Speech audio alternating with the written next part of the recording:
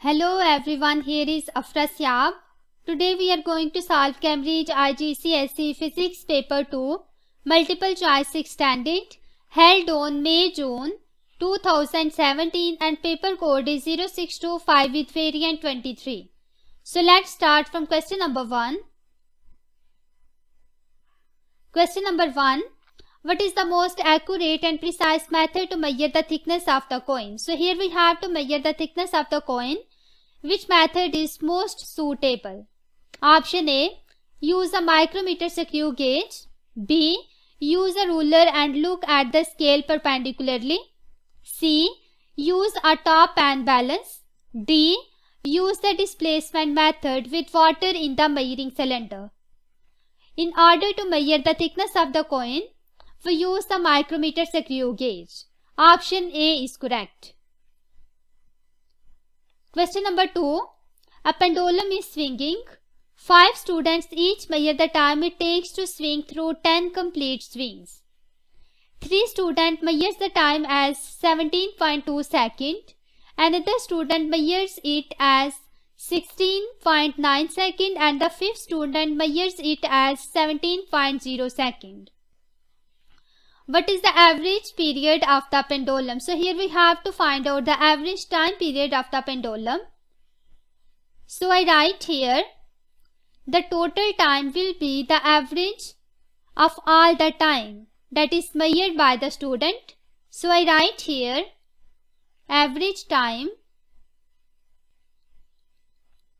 will be equal to 3 students takes the time as 17.2 seconds. So I write here 17.2 plus 17.2 plus 17.2. One student measures 16.9 while the another student measures 17.0. And I have to divide it by 5 because there are total number of 5 students. So the average time will be equal to 17.1 second. This is the time for the 10 swing. I write here time for 10 swings. This is equal to 17.1 second. Next we have to find out the time for one swing. So the time for one swing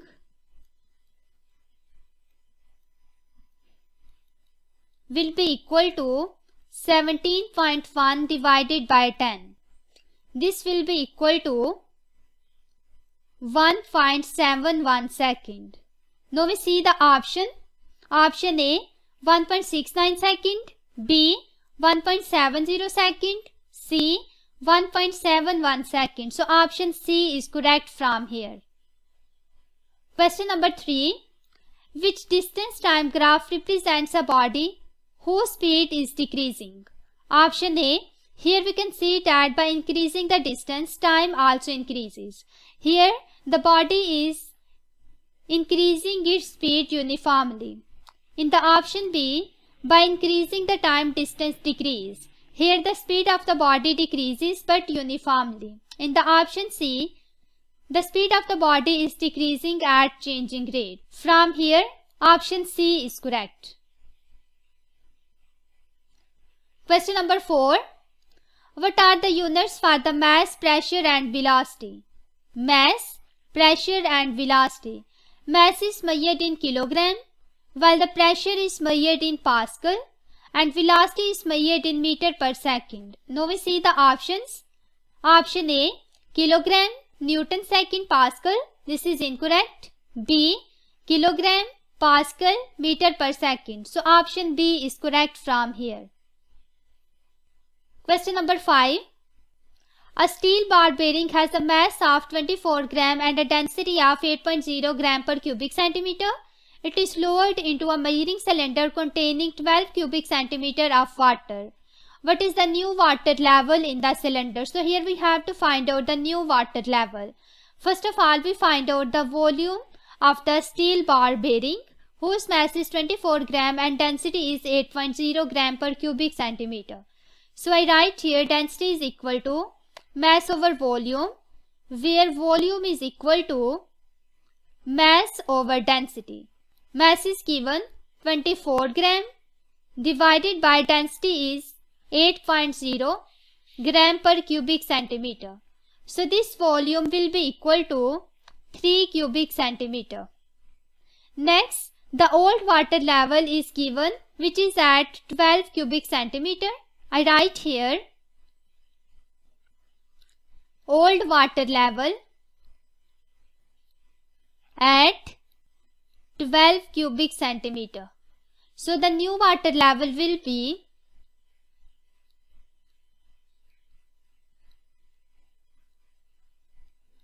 12 plus 3. This is equal to 15 cubic centimeter. Now we see the option.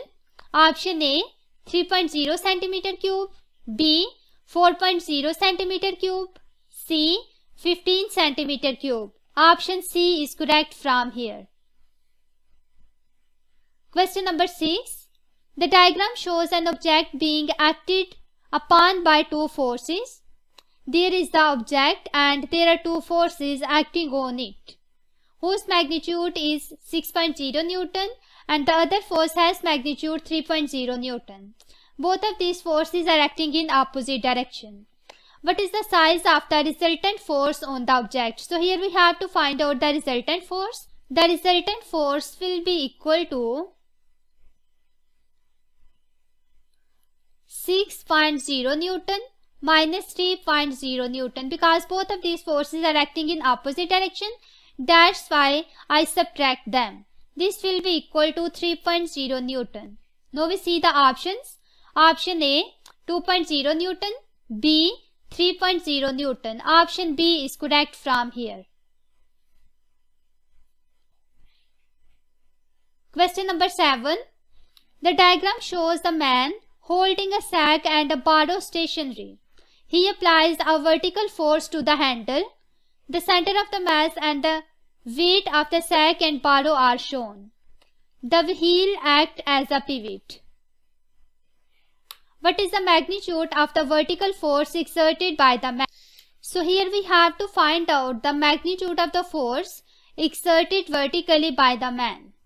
While this wheel acts as the pivot point, here I use the concept of law of conservation of movement, and the total clockwise movement will be equal to the total anti-clockwise movement. First of all, I calculate the clockwise movement and then I calculate the anti-clockwise movement. Then both of these should be equal. So I write here clockwise movement will be equal to, movement is basically the product of the force and perpendicular distance from the pivot point. Here the wheel acts as a pivot point while the weight is acting vertically downward, and its magnitude is given. It is equal to 200 Newton. The perpendicular distance between the weight and the pivot point is given 15 centimeter. So the clockwise movement is basically caused by the weight. So I write here 200 Newton multiplied by 15 centimeter. Next, anti-clockwise movement will be equal to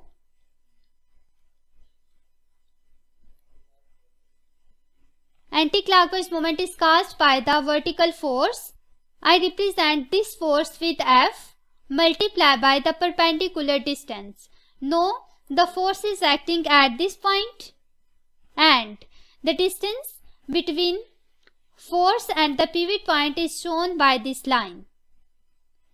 We have to find out this distance. It is given at 45 centimeter and 15 centimeter. So I write here 45 plus 15. According to the law of conservation of movement, both of these movements should be equal. So I write here force multiplied by 45 plus 15. It will be equal to 200 multiplied by 15. So force will be equal to 200 multiplied by 15 divided by 45 plus 15. The magnitude of the force will be equal to 50 Newton. So this force is basically equal to 50 Newton. Now we see the option. Option A 38 Newton, B 50 Newton. Option B is correct from here. Question number 8. The diagram shows the only two forces F1 and F2 acting on an object. The magnitude of each force is represented by the length of each arrow. The resultant force acting on the object is R. Which vector diagram shows how the force F1 and F2 add to produce R? So here we have to add the vectors according to the head to tail rule. It is given that the angle between force F1 and F2, it is equal to 110. First of all, here F2 is acting vertically downward, but F1 is at some angle. We have to add them according to head to tail rule. According to head to tail rule, the tail of the second vector must coincide with the head of the first vector.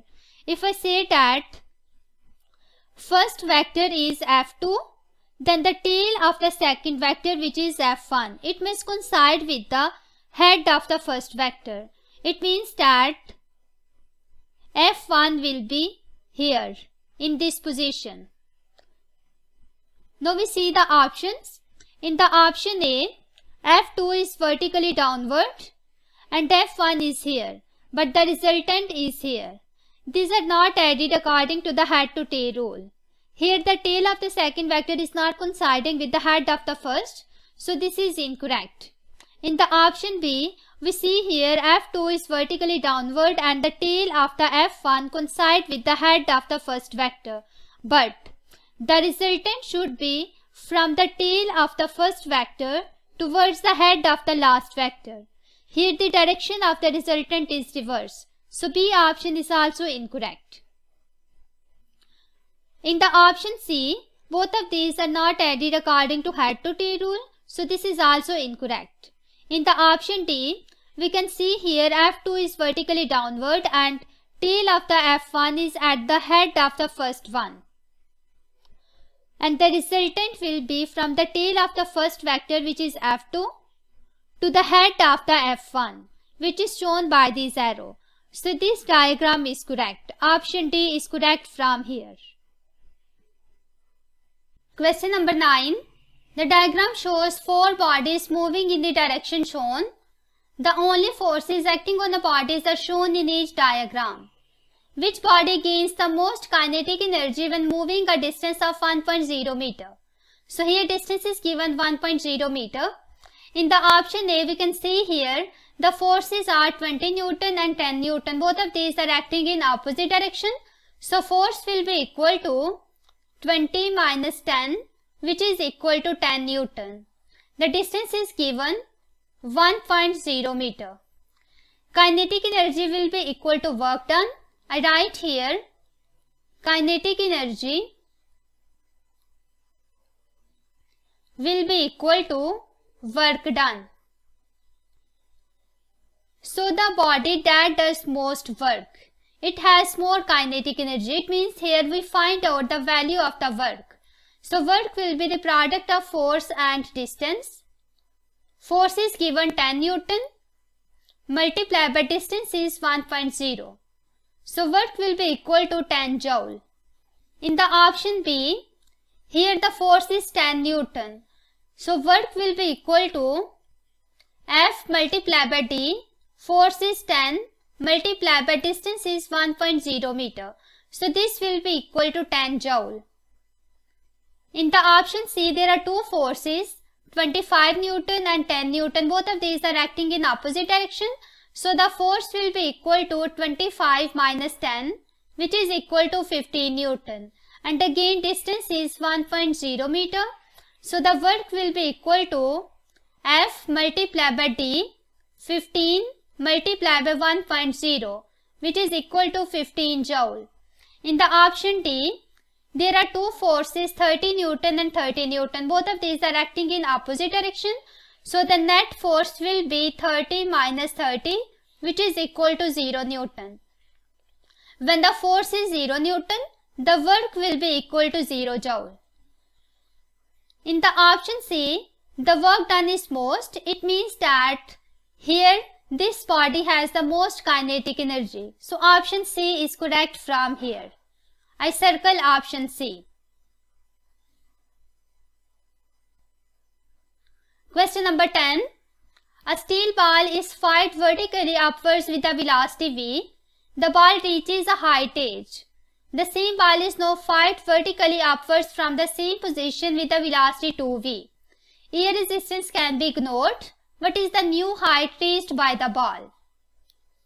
So first of all, we know that loss in potential energy is equal to gain in kinetic energy. I write here, loss in potential energy is equal to gain in kinetic energy. Potential energy is mgh, while the kinetic energy is half mv square. This m cancels by this, so v square is equal to 2gh. From here we can see that, first of all, steel ball has velocity v, while height is h. Another ball whose velocity is 2v, what will be the new height? We have to find out the new height when new velocity is 2v. Now I am going to put values here. New velocity is 2v square and it will be equal to 2g multiplied by height new. This will be 4v square and there will be 2g multiplied by h new. From here, if I rearrange this equation, then the height will be equal to v square over 2g. And here the new height will be 4v square over 2g. This v square over 2g is basically equal to the old height, which is h. So the new height will be 4 times as compared to old one. Now we see the option. Option A, h, B, 2h, C, 4h. From here, option C is correct. Question number 11. A solar panel is used to recharge a battery. The solar panel produces 0.80 watt of the electric power. The panel is 20% efficient. What is the power input of the sunlight onto the solar panel? So here we have to find out the power input when the efficiency and the output power is given. So I write here efficiency is equal to useful output power divided by input power. From here we have to find out the value of input power. Efficiency is given, which is 20%. So I write here 20 by 100. It will be equal to 0.2. This will be equal to output power is 0.80 divided by input power. So input power will be equal to 0.80 divided by 0.2. This will be equal to 4.0 watt. It means that input power is equal to 4.0 watt. Now we see the option. Option A 0.16 watt, B 4.0 watt. Option B is correct from here. Question number 12. The diagram shows 4 different athletes training by doing pull-ups. Which athlete does the most work? In the option A, the weight of the athlete is given 700 Newton and the distance lifted is 0.50 meter. We have to find out work done. So I write here work will be equal to force multiplied by distance. Here force is basically equal to weight. So I write here 700 multiplied by 0.50. Work will be equal to 350 joule. For the second athlete, weight of the athlete is 700 Newton but the distance is 0.55 meter. So work will be equal to 700 multiplied by 0.55. The work will be equal to 385 joule. In the option C, Weight of the athlete is 800 Newton and the distance is 0.50 meter. So the work will be equal to 800 multiplied by 0.50. Then the value of work done will be equal to 400 joule. In the option D, the weight of the athlete is 800 Newton but the distance lifted is 0.55 meter. So I write here work done will be 800 multiplied by 0.55. So work will be equal to 440 joule. Here we can see that the work done by the athlete D is larger as compared to A, B or C. From here, option D is correct. Question number 13. 4 different liquids are poured into the 4 containers. The diagram shows the depth and the density of the liquid in each container. In which container is the pressure on its base is greatest? There are 4 containers. In the option A, the liquid density is 3.1 gram per cubic centimeter while the depth is given 10 centimeter and we have to find out the pressure. We know that pressure due to the liquid is equal to density multiplied by G and here will be depth. The pressure due to the container A, it will be equal to density is given 3.1 multiplied by G multiplied by depth which is 10. So the pressure will be equal to 31 Pascal multiplied by G. The pressure for the B container whose liquid density is 1.2 gram per cubic centimeter and depth is 20 centimeter. So pressure will be equal to 1.2 multiplied by G multiplied by 20. This will be equal to 24 Pascal multiplied by the value of G. In the option C, liquid density is 1.3 gram per cubic centimeter while the depth is 30 centimeter. So the pressure will be equal to 1.3 multiplied by G multiplied by 30. So this will be equal to 39 Pascal multiplied by G. In the option D, the liquid density is 0.8 gram per cubic centimeter and the depth is 40 centimeter. So the pressure will be equal to 0.8 multiplied by G multiplied by 40. So pressure will be equal to 32 Pascal multiplied by G. Here we can see that the pressure due to the C container is larger as compared to A, B or D. From here, option C is correct. Question number 14. Brownian motion is observed when using a microscope to look at smoke particles in the air. What causes the smoke particles to move at random? Option A. Smoke particles are hit by the air molecules. B. Smoke particles are moved by convection current in the air. C. Smoke particles have different weights and fall at different speed. D. Smoke particle hits the wall of the container. So the smoke particle move randomly because the smoke particles are hit by the air molecule. Option A is correct from here. Question number 15. The diagram shows 4 open dishes. Each dish contains water at the same temperature. The dishes are different shapes and a draught flows over 2 of them. From which container does the water evaporates at the greatest rate? So the rate of evaporation is directly proportional to cross-section area. The open dish that has large cross-section area. For this dish there will be large evaporation. So we skip option B and D because here cross-section area is smaller. Also the rate of evaporation is increased by blowing the draught. So option A is correct because here the surface area is larger and also the draught is blowing over this dish. So option A is correct from here. Question number 16. Equal masses of 2 different liquids are put into the identical beaker.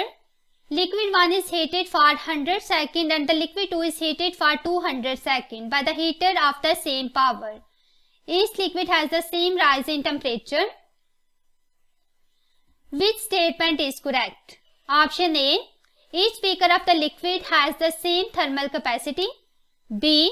Each beaker of the liquid receives the same energy. C. Liquid 1 receives more energy than the liquid 2. D. The thermal capacity of the liquid 1 is less than the thermal capacity of the liquid 2. First of all, there are two liquids, liquid 1 and liquid 2. The liquid 1 is heated for 100 seconds, while the liquid 2 is heated for 200 seconds. It means that heat gained by the liquid 2 is double as compared to the 1. We know that Q is equal to mc delta T. From here C will be equal to Q over m delta T.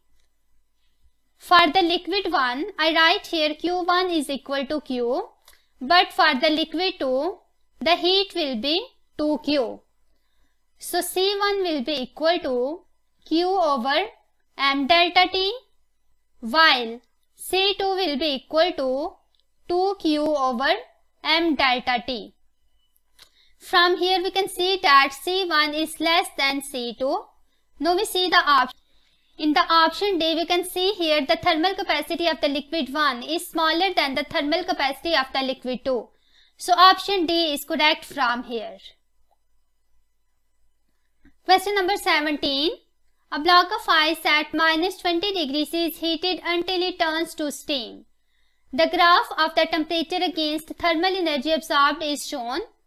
The latent heat of fusion of ice is 340 kJ per kilogram. What is the mass of the ice? So here we have to find out the mass of the ice. We know that Q is equal to M and LF. Here Q is the heat supplied or energy, thermal energy. M is the mass and LF is the latent heat of fusion of ice. From here mass will be equal to Q over LF, where thermal energy will be 1146 kilojoule minus 126 kilojoule. So I write here 1146 minus 126 divided by, and the latent heat of fusion of ice is 340. So mass will be equal to 3.0 kilogram. Now we see the options. Option A 1.0 kilogram, B 2.0 kilogram, C 3.0 kilogram. From here option C is correct. Question number 18. A copper bar and a wooden bar are joined. A piece of paper is wrapped tightly around the joint. The bar is heated strongly at the center for a short time and paper goes brown on one side only. Which side goes brown and what does this show about the wood and the copper? Here we can see that there is wood and copper. Copper is a conductor, while the wood is insulator. We know that conductor contains a large number of free electrons, due to which the conduction of heat energy takes place. But the wood does not contain free electrons because it is insulator. So there will be no conduction in the wood. As a result, it goes brown. Now we see the options. Brown side, wood and copper. Option A, copper conductor insulator. B, copper insulator conductor. C, wood conductor and insulator. D, wood insulator and conductor. Option D is correct because it shows that the brown side is wood, while the wood is insulator and copper is a conductor. Question number 19. Different waves hit barrier with the different size gap. The wave will diffract. In which diagram does the greatest spreading occur? In the option A, we can see here there is a barrier and the gap between the barrier is 2.0 cm, while the wavelength is given 1.0 cm. the gap is larger as compared to the wavelength. So in this case there will be less diffraction. Less diffraction means less spreading. So I write here less spreading. In the option B, we can see here gap is 2.0 centimeter while the wavelength is also 2.0 centimeter. So here gap is equal to wavelength. Both of these are comparable. So there will be large diffraction. I write here greater spreading. We also check other options. In the option C, the gap is 3.0 centimeter and wavelength is 1.0 centimeter. Here the gap is larger as compared to wavelength. Again, there will be less spreading. In the option D, gap is 3.0 centimeter and wavelength is 2.0 centimeter. Again, gap is larger as compared to the wavelength. So there will be less spreading. From here, more spreading occur in the option B. So option B is correct from here. Question number 20. A converging lens is used to make an image on a screen. What type of image is formed on the screen? Here we can see that there is candle that act as an object and there is a converging lens and a screen. Image is formed on the screen. The type of image basically depends upon the location of the object. Real, inverted and small size image will be formed only if the object is beyond the focal length of the lens.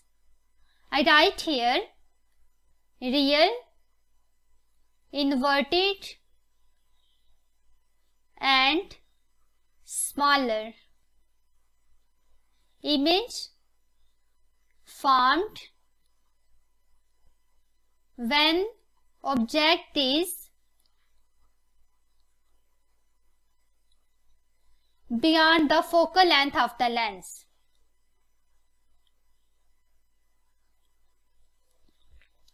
Second, the real, inverted and same size image is formed only when the object is placed at the second focal length of the lens. So I write here real, inverted and equal size. Image formed when object is at 2f. Real, inverted and larger image is formed when the object is between first focal length and the second focal length of the lens. So I write here real, inverted and larger image is formed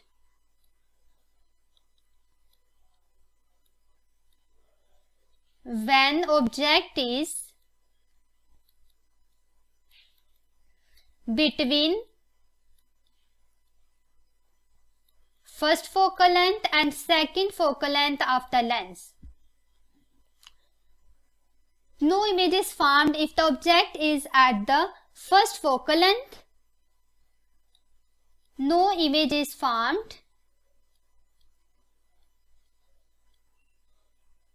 when object is placed at first focal length f. And magnified virtual image is formed only when object is between focus and the lens. So I write here magnified virtual image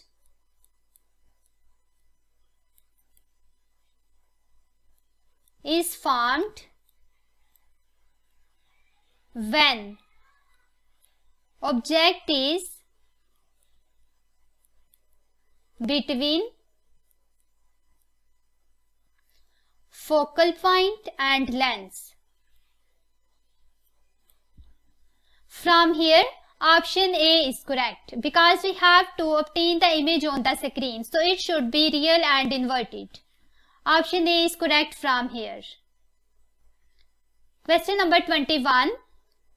Which diagram shows what happens when a ray of light passes through the prism? In the option A, we can see here that white light is falling on the prism and then it passes through the prism, and when it comes out of the prism, then it forms a spectrum. But when the white light is passes through the prism, then it breaks down into the constituent components, and the different colors of the light travel at the different speed in the prism, and then they bend at the large angle. So option A is incorrect from here. Option B is also incorrect because here when the white light falls on the prism, then it will split into its constituent component. But when it comes out of the prism, these lines should be parallel to the white light. So this is incorrect. Option C is also incorrect. Option D is correct because here when the white light falls on the prism, first of all this light split into its component, and then when it comes out of the prism, it bent at larger angle. So option D is correct from here. Question number 22. Light travels in a vacuum and then enters a glass block. The speed of the light in the glass block is 2.0 into 10 to the power 8 meter per second. Which statement about the speed of light is correct? Option A. The speed in the vacuum is 1.5 times the speed in the glass. B. The speed in the glass is same as that the speed in the vacuum. C. The speed in the glass is 1.5 times the speed in the vacuum. D. The speed in the glass is 1.0 into 10 to the power 8 times the speed in a vacuum. First of all, here the speed of the light in the glass block is given, and we know that the speed of light in the vacuum is C. It is equal to 3.0 into 10 to the power 8 meter per second. Here speed is given. It is 2.0 into 10 to the power 8 meter per second. We have to take their ratio. So C by V will be equal to 3.0 into 10 to the power 8 divided by 2.0 into 10 to the power 8. This will be equal to 1.5. So we can simply write C is equal to 1.5 multiplied by V. The speed in the vacuum is 1.5 times the speed in the glass. From here, option A is correct. Question number 23.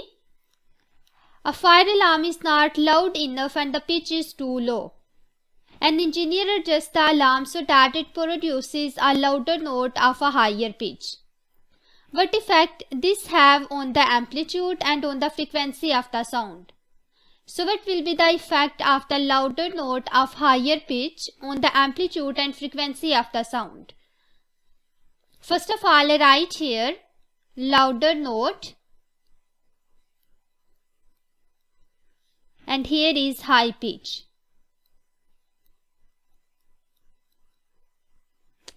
Loudness is related with the amplitude.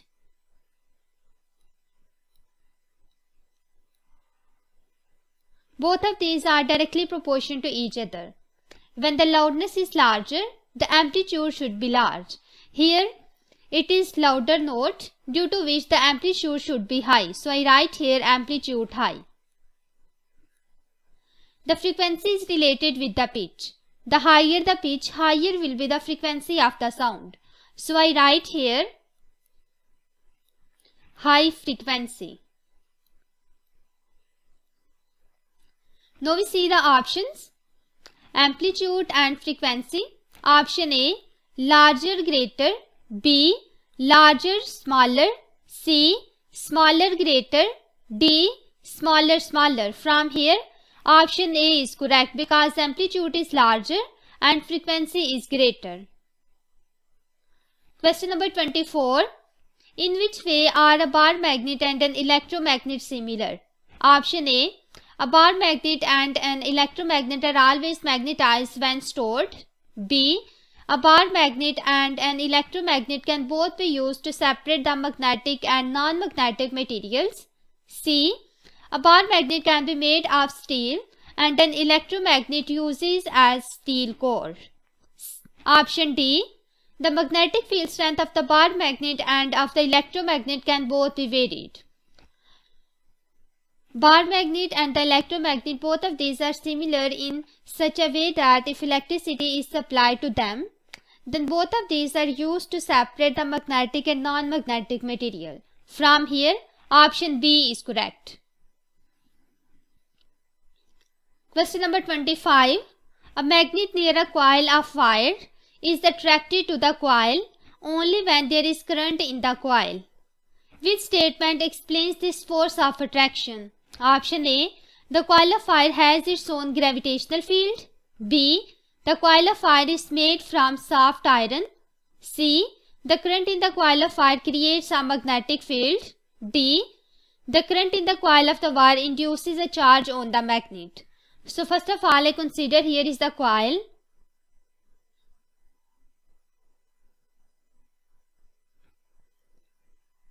And there is power supply. Close to this coil there is bar magnet.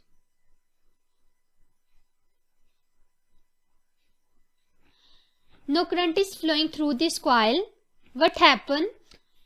Due to the flow of current, there will be the creation of the magnetic field. So there will be magnetic field. Due to this magnetic field, the magnet is attracted towards the coil. From here, option C is correct. The current in the coil of the wire creates a magnetic field, due to which a magnet near the coil is attracted towards the coil only when the current is passing through the coil. Question number 26. A steel magnet is placed in the coil and demagnetized. Which type of current is established in the coil and how is the current changed? Option A. A direct current in the coil, then reduce the current quickly to zero. B. A direct current in the coil, then reduce the current slowly to zero. Option C. An alternating current in the coil, then reduce the current quickly to zero. D. An alternating current in the coil, then reduce the current slowly to zero. Here we have to demagnetize the steel magnet. Magnet is demagnetized by withdrawing the magnet from the coil that carry an AC current, not the DC current, and by placing the magnet in the solenoid carrying the large current and gradually decreasing the current. Select higher value of the alternating current and slowly reduce it to zero. By this phenomena, we can easily demagnetize the steel magnet. From here, option D is correct, which shows that alternating current is used in the coil and reduce the current slowly to zero. Option A and B are incorrect because we don't use the direct current for the magnetization and demagnetization of the bar magnet. Only D option is correct from here. Question number 27. Which material is a conductor of electricity? Option A. Brass. B. Glass. C. Plastic. D. Wood. Brass is a good conductor of electricity because it contains electrons. From here, option A is correct. Question number 28. The diagram each shows a positive point charge. Which diagram represents the pattern and the direction of the electric field due to this charge? So here we have positive charge. In all of these options, what will be the pattern and the direction of electric field? Electric field lines will be straight that emerges from the positive charge. In the option A, we can see here the arrow is outward. It means that lines are emerges from the positive charge. Option A is correct. B option is incorrect because here the arrow is inward. This is basically for the negative charge. Option C and D are incorrect because the magnetic field lines are circular, not the electric field line. So option A is correct from here. Question number 29. Which quantity is equivalent to 1.0 volt? Volt is the unit of electromotive force. So I write here 1.0 volt is equal to 1.0. Electromotive force is the work done on the charges to move across the whole circuit. So first of all I write here EMF is equal to work done divided by charge. The unit of work is joule and the unit of charge is coulomb. So there will be 1.0 joule per coulomb. Now we see the options. Option A 1.0 joule per coulomb, B 1.0 kilojoule per coulomb, C 1.0 joule per second, D 1.0 kilojoule per second. From here option A is correct. Question number 30. A circuit contains a fixed resistor. The potential difference across the resistor is 24.0 volt and the current in the resistor is 2.30 ampere. How much energy is transferred in the resistor in time of 17.0 minutes? So here we have to find out energy when the potential difference, current and time is given. We know that power is the product of current and potential difference. I write here power is equal to current multiplied by potential difference, and power is also equal to rate of transfer of energy E by T. Now we compare both of these equations. There will be E by T, it is equal to current multiplied by potential difference. So E will be equal to I V multiplied by T. Here current is given 2.30 ampere multiplied by potential difference is 24.0 multiplied by time. Time is 17.0 minutes and we have to convert into seconds. So there will be 17.0 multiplied by 60 seconds. So energy will be equal to 56304 joule. It can also be write as 56.304 kilojoule, which is equal to 56.3 kilojoule. From here option C is correct, which shows that energy is equal to 56.3 kilojoule. Question number 31. A battery, an emitter, a switch, a lamp and resistor are connected together in the circuit. With the switch open, the emitter reads 2.4 ampere. When the switch is closed, this reading increases to 4.0 ampere. What is the current through the resistor with the switch closed? So here we have to find out the value of the current passing through this resistor. When this switch is closed. First of all, when the switch is open, there is a current of 2.4 ampere. I write here current is equal to 2.4 ampere. When the switch is closed, after passing through the emitter, current which is equal to 2.4 ampere, it goes in the path of the lamp and there will be 4.0 minus 2.4 which is equal to 1.6 ampere. After passing through the lamp, this amount of current passes through the resistor. It means that the current which is passing through the resistor, it is equal to 1.6 ampere. Now we see the options. Option A 0 ampere, B 1.6 ampere, C 3.2 ampere, D 6.4 ampere. From here option B is correct. Question number 32. A student connects a variable potential divider potentiometer circuit. What happens to the reading on the voltmeter as the sliding terminal T is moved from R to S? Option A. It decreases from 12 volt to 0 volt. B. It increases from 0 volt to 12 volt. C. It remains at 0 volt. Option D. It remains at 12 volt. First of all, here we can see that there is a resistor and there is also a voltmeter. Both of these are connected in parallel, and in the parallel combination we know that the potential difference remains same. I write here V remains same. So when the sliding terminal T comes at the point S, it has maximum potential difference which is equal to 12 volt. It means that when the sliding terminal T moves from R to S, the value of the voltmeter increases from 0 volt to 12 volt. Now we see the options. From here, option B shows that it increases from 0 volt to 12 volt. So option B is correct. Question number 33. The diagram shows a circuit used to make a light detector. One component is connected between X and Y. Which component causes the ammeter reading to increase when the light gets brighter? So here basically we have attached the component between X and Y that causes the ammeter reading to increase when the light gets brighter.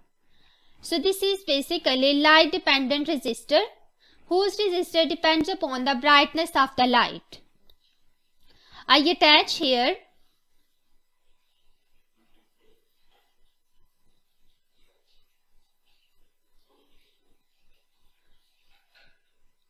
LDR. When the light gets brighter, it means that the brightness of the light falling on it increase. Then the resistance of this LDR decrease. When the resistance decrease, the current in the circuit increase. As a result, the reading on the ammeter increase. So from here, option A is correct, which shows the correct symbol for the light dependent resistor. Question number 34. A truth table for a type of logic gate is shown. There are two inputs, input 1 and input 2, and there is single output. Which type of logic gate it is? Option A, AND, B NOR, C NOT, D OR. First of all, here we can see that when both of the inputs are 0, the output is 0. Next combination is 0, 1, the output is 1. Third combination is 1 and 0, the output is again 1. Last one, when both of the inputs are 1, 1, the output is 1. From this table we can guess that if any one of the input is high, the output will be high, which is given here. If both of the inputs are low, the output will be low. So this is basically OR gate. I tick option D. Question number 35. In which device is a split ring commutator used and what is its purpose?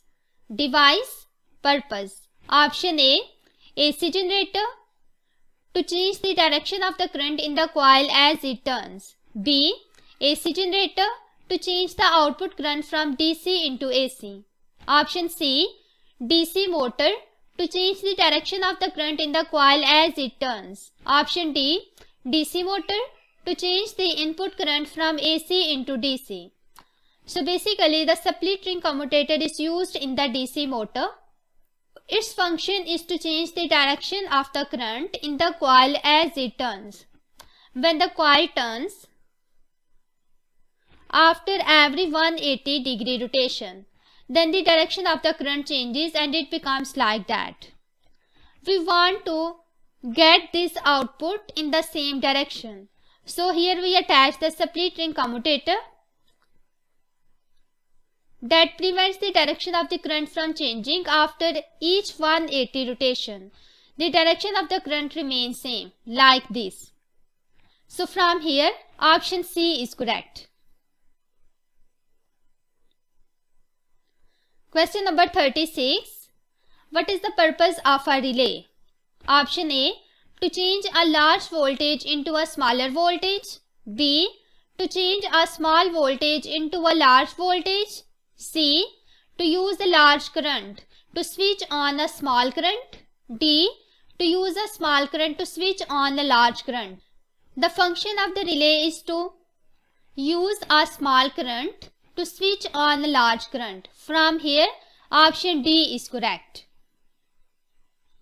Question number 37. When a source of alpha particles is directed towards a thin metal foil, they become scattered. Which observation of this experiment provides an evidence for a small charged nucleus? Option A small proportion of the alpha particles come straight back from the coil towards the source. B. A small proportion of the alpha particles pass straight through the foil. C. Some of the alpha particles are deflected by angle less than 90 degree. D. Some of the alpha particles follow the curved path after leaving the foil. From here, option A is correct because a small proportion of the alpha particle comes straight back from the foil towards the source. So option A is correct from here. Question number 38. Which description of the neutral atom of the copper is correct? Option A nucleus is surrounded by the electron. B. Nucleus surrounded by the molecules. C. Electrons surrounded by a nucleus. D. Electrons surrounded by the molecules. So first of all, here I consider the neutral atom of the copper. At the center of each atom there is nucleus and there is also shell in which the electron revolve. These are electron while this is nucleus.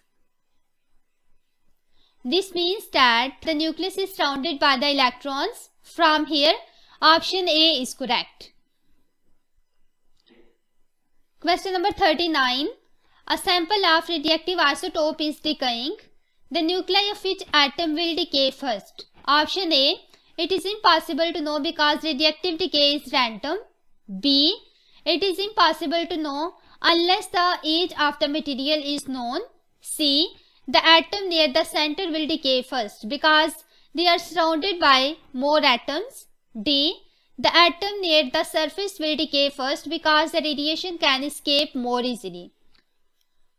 So it is very difficult to guess that which atom will decay first because the radioactive decay is a random process. From here, option A is correct.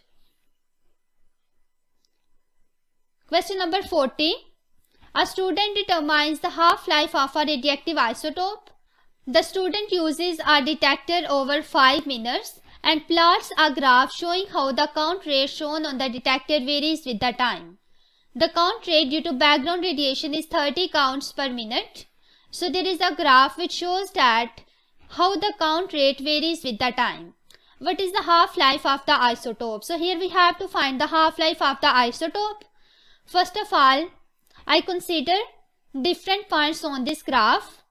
When time t is equal to 0, when time t is equal to 0.5,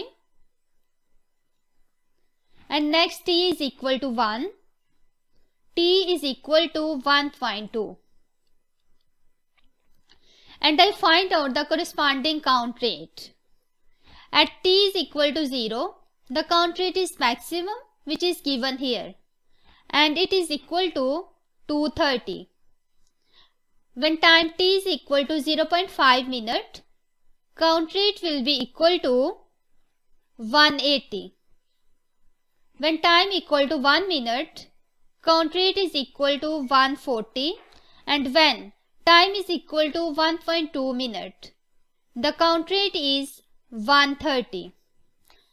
Now I make here a table that shows the time and count rate. So I write here time, count rate. Time is given in minutes and count rate is measured in counts per minute.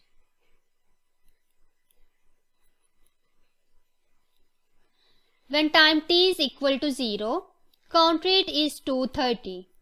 Next, when time t is equal to 0.5 minute, count rate is 180. At 1 minute, count rate is 140, and at 1.2 minute, count rate is 130. We also have to subtract the background count rate. So, the count rate without the background count rate, I write here without background count rate. Here it is given that the count rate due to the background radiation is 30 counts per minute. So you have to subtract 30 here. This will be equal to 230 minus 30, which is equal to 200. Next 180 minus 30, which is equal to 150. 140 minus 30, which is equal to 110. 130 minus 30, this is equal to 100. Next we have to find out the half-life of the isotope. Half-life is a time during which the count rate reduces to half. Initially, the count rate is 200 counts per minute. When the first half-life passes, the count rate will be 200 divided by 2, which is equal to 100 counts per minute. After the first half-life, the count rate is 100 counts per minute, which is also given here. That is 100. It means that half-life will be 1.2 minutes because the count rate reduces to half in 1.2 minutes. So the half-life will be 1.2 minutes. From here, option B is correct.